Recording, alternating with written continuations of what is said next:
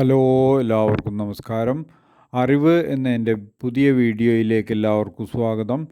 നമ്മൾ ഇന്നും കഴിഞ്ഞ അതുപോലെ തന്നെ ഇന്നും സങ്കടകരമായ ന്യൂസാണ്. അതായത് 11ാമത്തെ ദിവസവും തിരച്ചിലിന് അന്ത്യം കണ്ടില്ല, അതായത് അവസാനം കണ്ടില്ല എന്ന് തന്നെ പറയാം. നമ്മുടെ ഷിരൂരിൽ നിന്നും കാണാതായ അർജുനെ ഇതുവരെയും കണ്ടെത്താൻ സാധിച്ചില്ല എന്ന് തന്നെ വളരെ വിഷമത്തോടുകൂടി ഞാൻ നിങ്ങളെ അറിയിക്കുകയാണ്.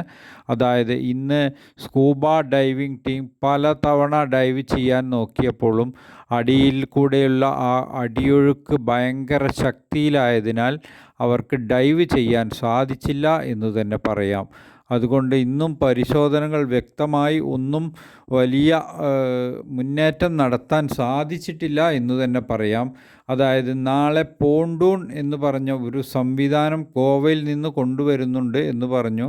അത് അവിടെ ഏകദേശം ലോക്ക് ചെയ്ത് വെച്ചിട്ട് അത് സ്കൂബ ഡൈവേഴ്സിന് അതിൻ്റെ കീഴിൽ നിന്ന് ഡൈവ് ചെയ്യാൻ കഴിയുമെന്നാണ് അവർ പറയുന്നത്. ഏതായാലും അത് നമ്മുടെ അതുൽ പിള്ള, കമാൻഡർ അതുൽ പിള്ള അവിടെയുണ്ട്.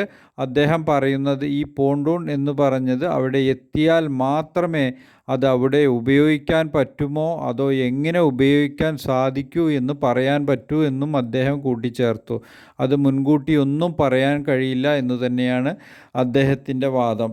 അതായത് ഇതുവരെയും ഒരു തീരുമാനമായിട്ടില്ല. അതുപോലെ തന്നെ നാളെയും എന്താണെന്ന് ഇവർക്ക് ഒന്നും പറയാൻ കഴിയുന്നില്ല എന്ന് തന്നെ പറയാം. കാരണം അത്ര ശക്തമായ അടിയൊഴുക്കിന് ഇതുവരെ ഒരു മാറ്റം വന്നിട്ടില്ല എന്ന് തന്നെ പറയാം. അതുകൊണ്ട് നമ്മളുടെ അർജുനെ നമ്മൾ കണ്ടെത്തുക അസാധ്യമായ ഒരു കാര്യം തന്നെയാണെന്ന് നമുക്ക് അനുമാനിക്കാം. അതുപോലെ തന്നെ നമുക്ക് ഇതുവരെയും നമ്മുടെ പ്രതീക്ഷകളാണല്ലോ എല്ലാത്തിനും വലുത്. നമ്മൾ പ്രതീക്ഷിച്ചിരിക്കുക എന്നതല്ലാതെ ഇന്ന് ശരിക്ക് കാര്യമായി പറഞ്ഞാൽ ഇന്നലത്തേതിനെക്കാട്ടിലും കൂടുതലായി ഒന്നും ചെയ്യാൻ കഴിഞ്ഞിട്ടില്ല. അവർ ഏതായാലും ഡൈവേഴ്സ് അവിടെ റെഡി ആയിട്ടുണ്ട്. നാളെ ഗോവയിൽ നിന്നും പോണ്ടൂൺ എത്തും എന്നാണ് അതുൽ പിള്ള കമാൻഡർ അറിയിച്ചിട്ടുള്ളത്. ഇപ്പോൾ അദ്ദേഹമാണ് അവിടെ കൺട്രോളിംഗ് ആയി നിൽക്കുന്നത്. അതായത് മേജർ ജനറൽ ഇന്ദ്രപാൽ ഇന്നലെ തന്നെ അദ്ദേഹം ഈ വീഡിയോ ചിത്രങ്ങളെല്ലാം സ്കാൻ ചെയ്ത് അവർക്ക് കൈമാറിയ ശേഷം അദ്ദേഹം ഡൽഹിയിലേക്ക് തിരിച്ചുപോയി എന്നും അറിയാൻ കഴിഞ്ഞു. ഇപ്പോൾ അവിടെ വളരെ നിർണായകമായ ഒരു ഘട്ടത്തിലാണ് ഇരിക്കുന്നത്. അതായത് എന്ത് ചെയ്യണം, എങ്ങനെ ചെയ്യണം എന്നും നമ്മൾ പരാജയം ഏറ്റുവാങ്ങുകയാണോ എന്ന് തന്നെ നമുക്ക് സംശയം പ്രകടിപ്പിക്കാം. കാരണം ഇതിന് നാളെ എന്ത് ചെയ്യണമെന്ന് ഇപ്പോഴും ഒരു തീരുമാനമില്ലാതെ അനന്തമായി കിടക്കുകയാണ്.